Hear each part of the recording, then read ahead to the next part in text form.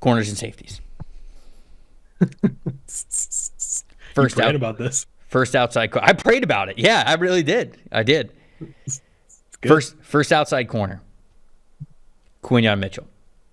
I think Mitchell's a stud. I think he's been fantastic this year. I think he's got to have one of those spots. Second outside corner spot. You ready for it? Oh, yeah. Mike Samerstill. He's my second outside corner there. He is an absolute dog. I thought that he might have been. I even thought he could have only been a slot receiver or a slot corner going into this league, and I still had him as a second-round pick. I still had him with a second-round grade if I just thought he was going to be a slot corner. Now they've got him at outside corner, and they got him one-on-one with who is it? DJ Moore in the corner of the end zone, and it's like, dude, game's on the line. They're putting Mike Samerstill at outside corner against DJ Moore. And I'm like, that's respect as a rookie for Dan Quinn to put that on your plate. Shows what kind of football player you are. In the slot, I went full homer. I went with Tyke Smith. I got Tyke Smith as a slot there, but there's a handful of slot corners that I think need to be talked about here. One of the safety spots on the first team has to go to Evan Williams and how he is playing for the Green Bay Packers. And then the other safety spot, I have Tyler Nubin. But there's another player that I really want to shout out that I could not put on the first team because he has not played enough, but somebody who I think is just going to be a stud in this league that we will get to as we kind of talk about this. So I got Quinyon Mitchell, Mike Samerstill, Tyke Smith, Evan Williams, and Tyler Nubin. Who you got in your secondary? We were the same up until Tyler Nubin. Okay, who you got? I differ from you. Yeah, so Quinyon Mitchell, 100%. I've talked him up on this show before. I think he's played well, and I think it's gone under the radar how well he's played this season. Sanders still playing outside corner to the degree. Ollie and I did a whole segment on him on the Read Optional podcast last week. Just being really impressed with him. I don't think anybody really even talked about him or considered him an outside corner, and seeing him play in that capacity for Washington has been exciting. It's definitely not perfect. None of these rookie corners have been perfect, although I would also say it's pretty interesting that hardly any rookie corner, and a lot have played, have been really bad this season. Arnold has had the penalty issues, I think, that have hurt him, but I still think watching him, I'm like, oh yeah, like he's still fine. Like, yeah, I think he's still going to be good. Like, he's figuring out. Nobody looks like lost or like way less athletic, and so that's been encouraging for the group as a whole. But I just think Sanders still's made a lot of plays. The other thing with Sanders still that you get is versatility, play inside out, and also he's been the best probably of the outside corners against the run / making plays in the flat short game. He's got 13 stops amongst the corner group. I think that's highest or close to the highest, and so he's been really wrecking people in that area.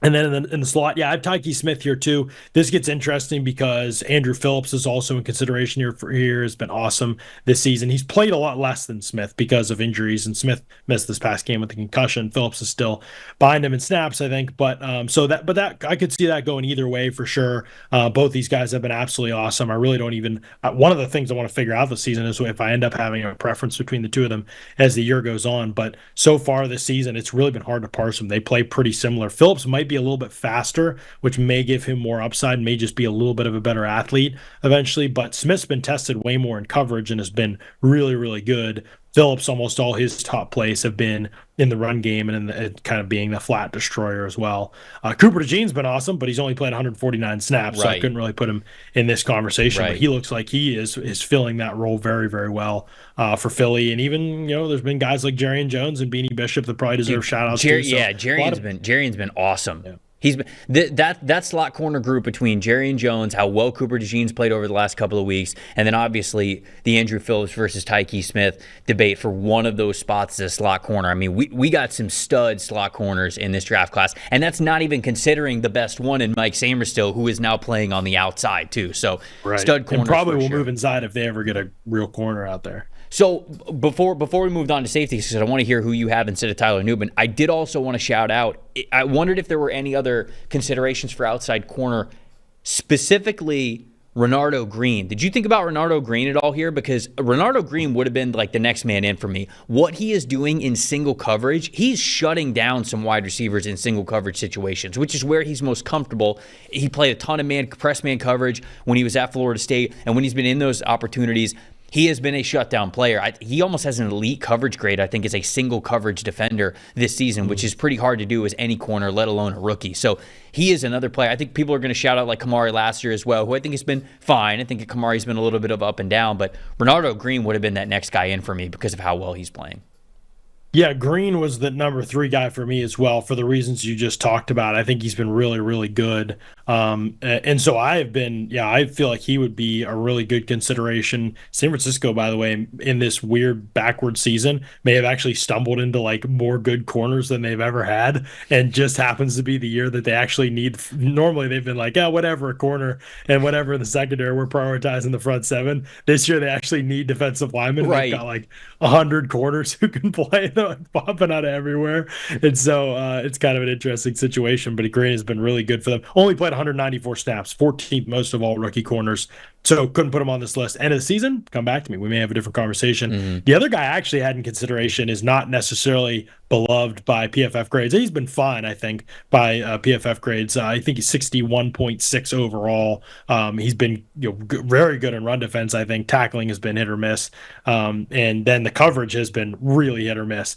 But Nate Wiggins for the Ravens, just because I am like all in on the high end reps for Nate Wiggins, is kind of how I thought about him in college. I was really high on him when I first watched him. Then the more I watched, I was like, you know what? Maybe he just gets killed in the NFL. He's so small. Like, he didn't really tackle. He plays his own way. But like guys like this who are just like unbelievable short area athletes tend to make enough plays that even if they give up plays, they'll be thought of pretty highly, I think, at this position and coveted because they'll be playmakers. And he has really been in position to make a lot of plays this season. And I think he's been really exciting.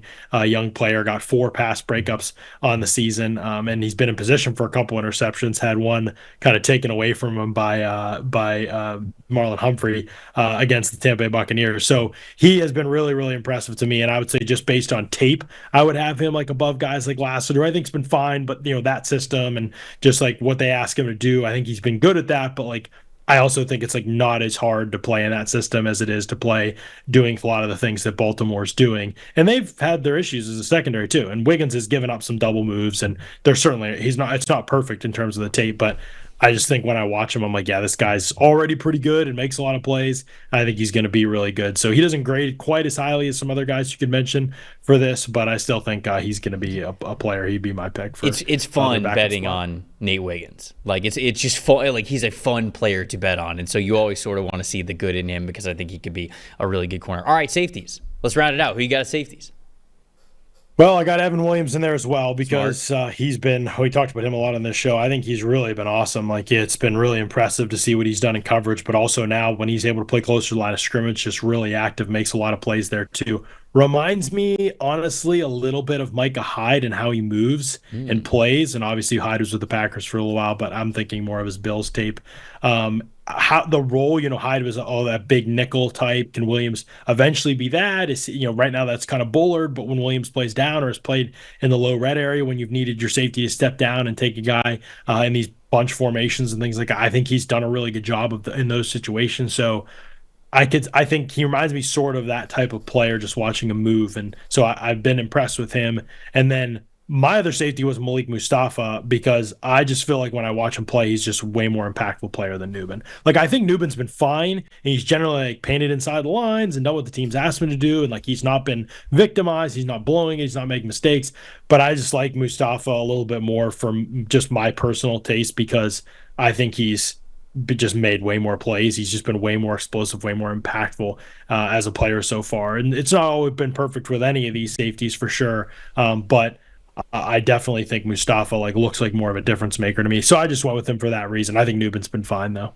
I can understand that. I think Mustafa's been a little too up and down, where I guess he has made more plays necessarily than Nubin has, but I think Nubin's looked really good for a safety. And maybe it's my pre-draft prior showing up, because I really like Tyler Nubin, and I thought he was safety 1 in the past class, and I thought he was getting slept on for no reason. So maybe there's a little bit of that involved there. But I had Malik Mustafa. He would have been the next safety in. The other guy that I would throw into this, he has not played enough to where I could not even really consider him here. Dadrian Taylor-Demerson for the Arizona Cardinals. I really liked watching him at the East-West Shrine Bowl when I got to see him in person.